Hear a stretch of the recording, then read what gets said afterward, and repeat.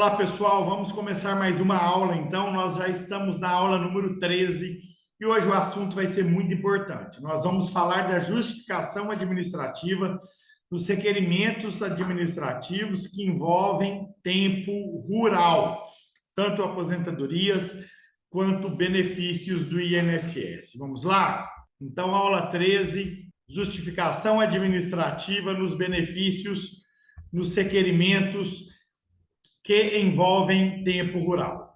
Pessoal, como sempre, então eu peço para vocês que nos acompanhem no nosso canal, inscreva-se no nosso canal para você ser notificado e não deixe de acompanhar no Instagram e no Telegram. No Telegram você vai pegar o material. Lá na bio do Instagram você vai no Telegram para pegar esse material e hoje nessa aula eu vou deixar muito material aqui para vocês. Eu vou deixar para vocês aqui o nosso recurso administrativo que a gente pediu à JA, o despacho da CAGE pedindo para baixar em diligência para fazer a JA. Vou deixar para vocês a decisão da CAGE concedendo, reconhecendo todo o tempo rural, o CNIS, onde mostra a inclusão do tempo rural, o formulário de justificação administrativa. Então, não deixe de nos seguir no Instagram, vai lá na bio e pegue o material no Telegram, além de se inscrever aqui no canal. Primeiramente, eu gostaria de explicar para vocês quais são os benefícios e aposentadorias rurais, porque você pode estar pensando aí, é só aposentadoria do trabalhador rural? Não, negativo. Nas aposentadorias urbanas, você pode puxar tempo rural também. O seu cliente pode morar no centro de São Paulo, no centro do Rio de Janeiro, no centro de Belo Horizonte e pode ter vindo do interior. Você vai requerer uma aposentadoria por tempo de contribuição e vai puxar o rural lá de trás. Então, aposentadoria por idade rural é a aposentadoria tipicamente do trabalhador rural. Essa sim é um benefício tipicamente rural. A aposentadoria híbrida é uma aposentadoria que a pessoa pode estar no meio urbano, mas que você vai puxar o tempo rural de alguma parte da vida dela que ela trabalhou no meio rural. Aposentadoria por tempo de contribuição com reconhecimento de tempo rural. Até 1991, outubro de 91, você puxa o rural, o tempo rural, sem precisar indenizar. Obviamente, se o período que o seu cliente era menor de idade, e é comum o INSS aceitar a partir dos 8 anos de idade, desde que tenha prova, você vai puxar a prova dos pais. A aposentadoria do portador de deficiência por tempo de contribuição com reconhecimento temporal. É a mesma coisa, até 91 não precisa indenizar. Pensão por morte rural, né? A pensão por morte do trabalhador rural que faleceu e vai deixar para companheiro ou para a esposa, ou o contrário, a esposa ou companheira faleceu, vai deixar para o companheiro ou marido a pensão rural. Benefício por incapacidade, auxílio doença, aposentadoria por invalidez, auxílio acidente, né, que hoje mudou o nome o auxílio doença e aposentadoria por invalidez, que é auxílio por incapacidade temporária e aposentadoria por incapacidade permanente. Salário maternidade rural e auxílio reclusão rural.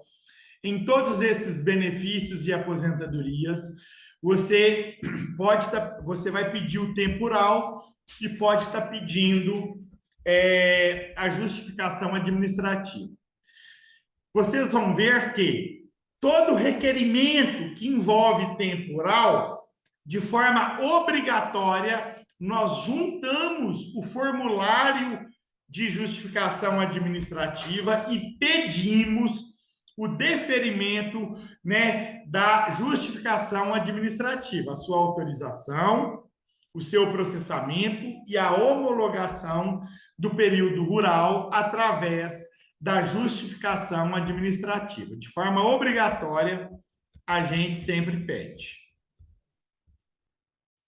Então, aqui, pessoal, a justificação administrativa, ela tem a sua normatização na portaria 993 de 2022. Essa é uma das portarias que saiu junto com a IN 128.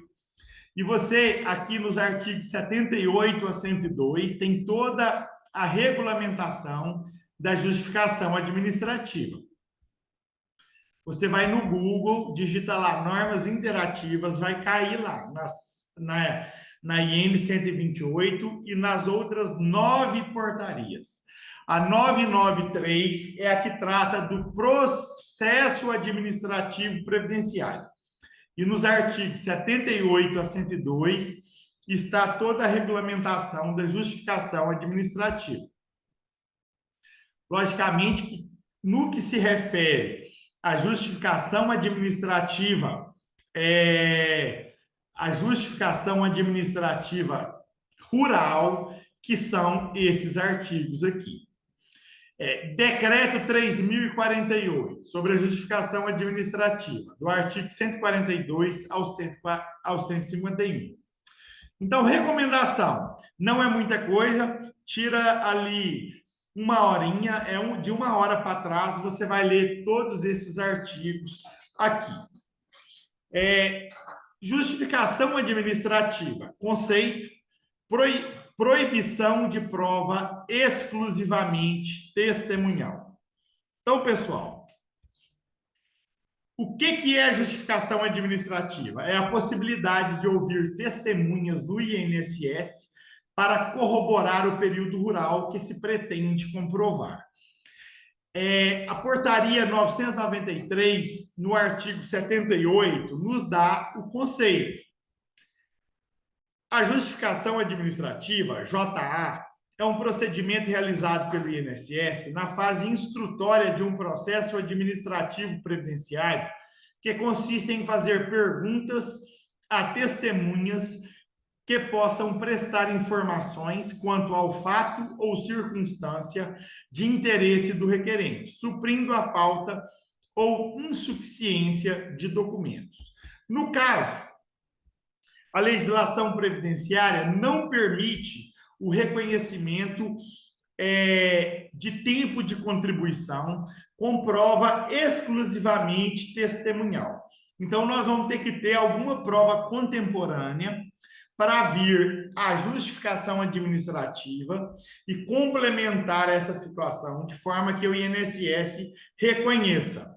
Nós sabemos que o INSS hoje reconhece por bloco. Se você tem uma prova, tem que reconhecer ali o bloco de 7 anos e meio, mas se ele não reconhecer e tem a prova, ele tem que, ao menos, fazer a justificação administrativa. Então, é por isso que, obrigatoriamente, a gente sempre pede a justificação administrativa de forma alternativa nos nossos requerimentos que envolvem reconhecimento de tempo rural. E aí vocês vão ver qual tempo rural: de segurado especial e de empregado rural. O de segurado especial, de forma obrigatória, e o de empregado rural em determinadas circunstâncias que vocês vão ver. O período rural é analisado administrativamente por blocos de 7 anos e meio, levando em consideração provas rurais ou bases governamentais. Para que esse processo de justificação administrativa, é preciso ter prova contemporânea ao período que se pretende produzir. Não é aceito JA com prova exclusivamente testemunhal. É o que prevê o artigo 79. Depois vocês podem dar uma lida. As provas rurais estão arroladas no artigo 116 da IN 128. Exemplificadamente. E todas essas são as provas rurais: contrato de arrendamento, notas fiscais de entrada de mercadorias, recibo de pagamento de contribuição federativa ou confederativa, recibo de compra de implementos ou insumos agrícolas ou nota fiscal. Então, aqui tem uma série de provas rurais de forma exemplificativa, porque não se exaure apenas nessas provas mencionadas aqui. Qualquer prova que tenha algum indicativo que a pessoa é lavrador, trabalhador rural, agricultor, safrista, ou que tenha um endereço rural ou algum indicativo, serve como prova rural. Eu só quero ler aqui para vocês esses parágrafos para você ter um entendimento melhorado desta situação. Os documentos elencados nesses incisos aqui, do 11 ao 35 do caput, poderão ser utilizados desde que neles conste a profissão ou qualquer outro elemento que demonstre o exercício da atividade na categoria de segurado especial. Mais comum, a profissão ou endereço rural. A análise da contemporaneidade deverá ser realizada com base nos seguintes critérios. E a prova tem que ser contemporânea. A contemporaneidade é verificada considerando a data de emissão, registro, homologação do cadastro ou documento. Pessoal, às vezes o documento tem a data lá, mas o que vale é a data que houve o registro, a emissão, a homologação. Por exemplo, certidão de nascimento. O filho pode ter sido registrado com 3 anos de idade. A certidão de nascimento está lá, 1970. Ele nasceu em 1/1 de 1970.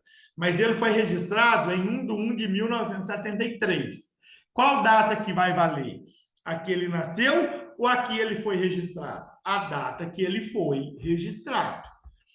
Então, o que vale é isso, para firmar a data do documento. E o INSS tem reconhecido 7 anos e meio, tanto para frente como para trás, desse período.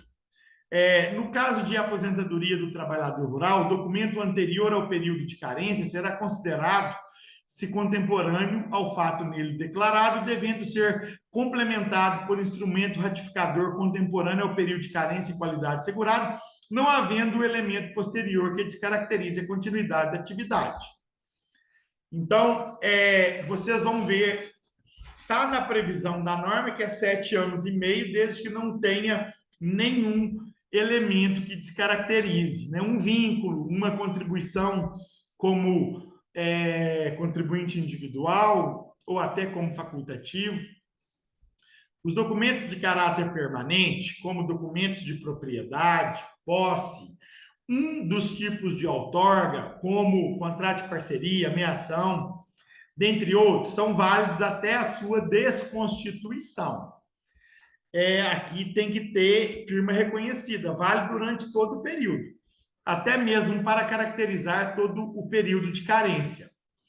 Então, vale mais do que 7 anos e meio aqui. Caso o titular do instrumento ratificador não possua condição de segurado especial na data da emissão, registro ou homologação do documento, este não será considerado, sem prejuízo da análise de outros elementos.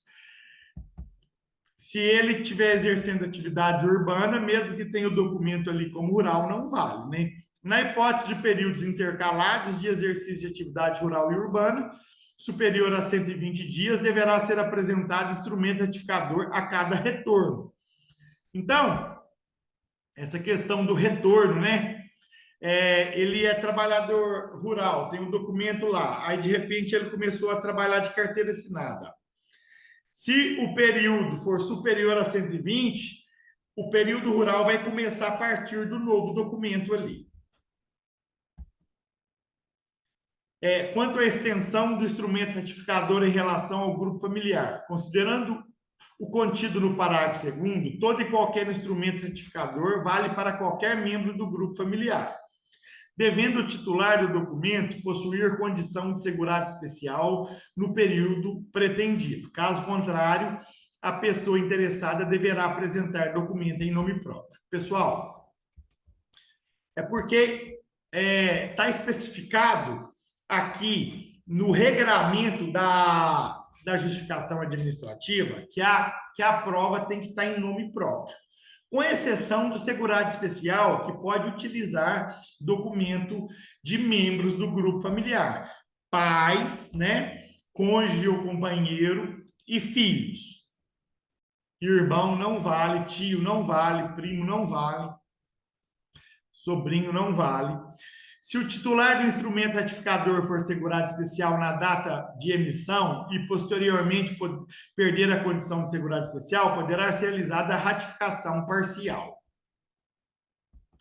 A situação de estar o cônjuge ou companheiro em lugar incerto e sabido, decorrente de abandono, não prejudica a condição do cônjuge ou companheiro remanescente. Então, são situações específicas ao reconhecimento da condição do segurado especial, do trabalhador rural, que eu estou só lendo aqui para vocês, para refrescar a memória, né? Só para ter um entendimento aqui, a aula não é de segurado especial, mas isso é importante. Para fins do disposto nessa seção, considera-se instrumento ratificador as bases governamentais a que o INSS tiver acesso e os documentos constantes no artigo 102.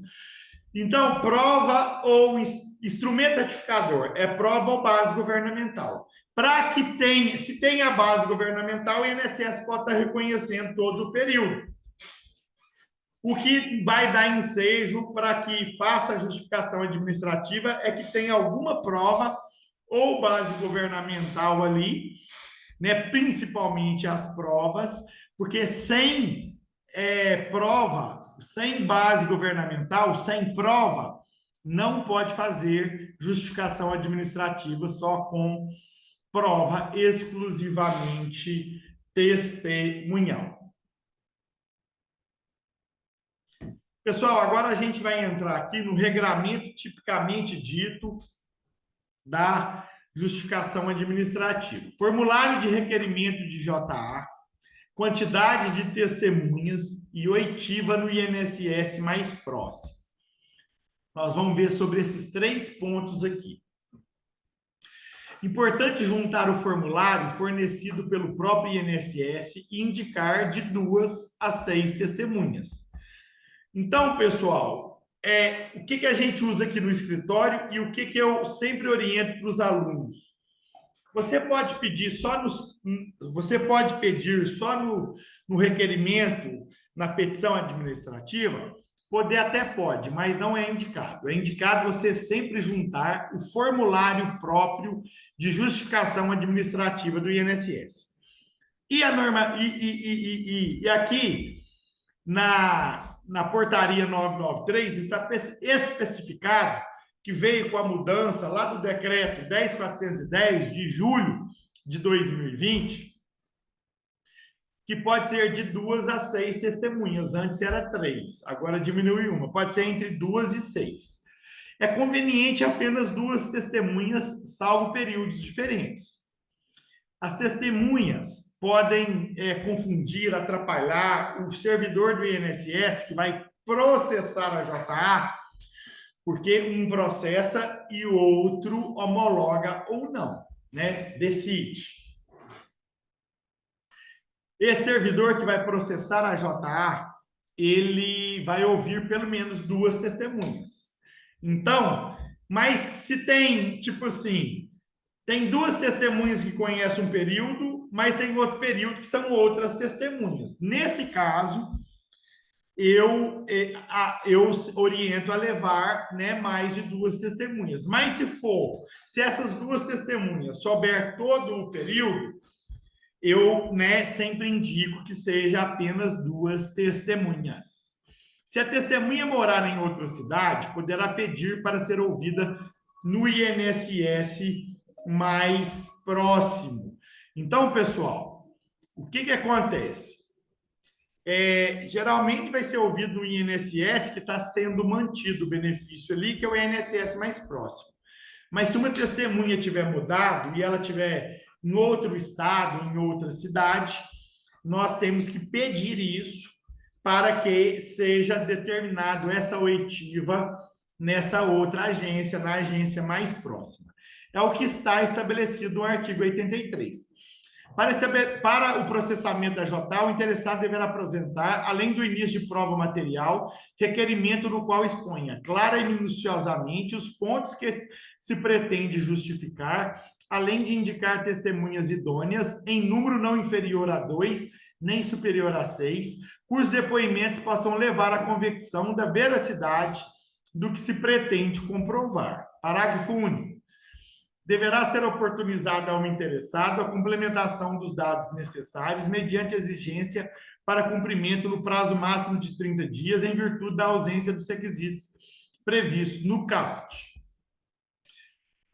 Artigo 84, complementando aqui o que foi falado, caso uma ou mais testemunhas residam em localidade distante do local do processamento da JA, a oitiva poderá ser realizada na unidade de atendimento mais próxima da residência de cada uma delas, mediante requerimento do próprio interessado. Então, você tem que solicitar essa situação. No formulário, aí, pessoal, essa é a previsão normativa. Concluindo essa parte aqui, ó, no formulário de JA, JA, justificação administrativa, tá já aqui, mas né, é JA. Deverá ser especificado o período e o que se pretende comprovar, além dos dados e dos endereços das testemunhas. Eu vou abrir aqui o formulário de JA e você vai entender isso direitinho aqui. Aonde é que você vai colocar o período, qual condição que você pretende comprovar e onde você vai colocar ali os dados, nome, profissão e endereço das testemunhas, né? Nome e endereço, pelo menos. É bom indicar ali o documento e juntar o documento também. Juntamente o formulário, os documentos das testemunhas. No mínimo, o formulário de justificação administrativa, com nome e endereço, e no dia eles têm obrigatório levar documento com foto e CPF. Entenderam, pessoal? Então, vamos ver aqui agora. E aí a gente já encerra essa primeira parte da aula, para que a aula não fique muito extensa e a gente inicia outra parte e possivelmente finaliza tudo que eu quero passar para vocês sobre justificação administrativa. Então, o formulário de justificação administrativa é esse aqui. Para eu ter uma certeza que ele abriu, pessoal, eu vou sair e abrir novamente. Então, aqui, esse aqui é o formulário de justificação administrativa, você vai preencher ele é auto-editável e eu vou encaminhar ele para vocês. Por isso que eu falo, vai lá no Instagram e entra no nosso Telegram para você pegar o material. Mas você pode digitar no Google formulários do INSS e vai sair na página com todos os formulários, vai ter esse formulário lá também, ok?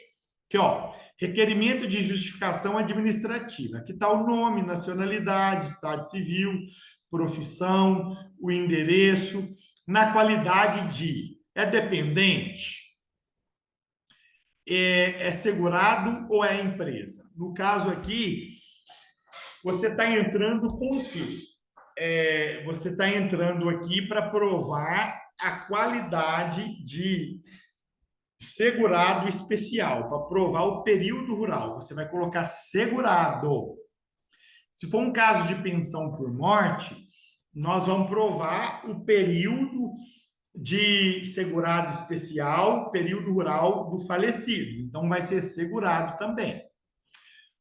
Então, aqui, ó, vem requerer o processamento de uma justificação administrativa. Tá aqui, pessoal, ó. Vem requerer o processamento de uma justificativa administrativa de acordo com as normas vigentes para provar ou para provar subsidiariamente que. Então, para provar que. Aí você vai escrever aqui. Exerceu atividade rural na condição de segurado especial no período de tal data a tal data. Ou exerceu atividade rural na condição de empregado rural de tal data a tal data. Mas mais para frente eu vou provar, eu vou explicar para vocês que quando o empregado rural não está de forma explícita anotado na carteira de trabalho qual cargo que ele exerce, aí a gente também é um caso de justificação administrativa. Aqui, local e data,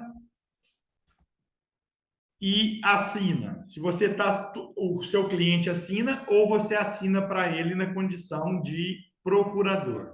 Não se esqueça que na procuração administrativa tem que estar lá a previsão para você assinar documentos, ofício, o que for preciso para ele. Aí você pode assinar aqui também.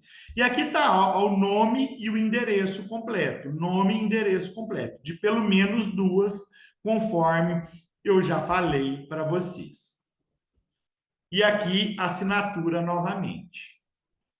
E aí você já junta, se possível, o documento CPF identidade de cada testemunho. Ok, pessoal? Se não juntar, e de toda forma, no dia que eles que for realizado a justificação administrativa, tem que levar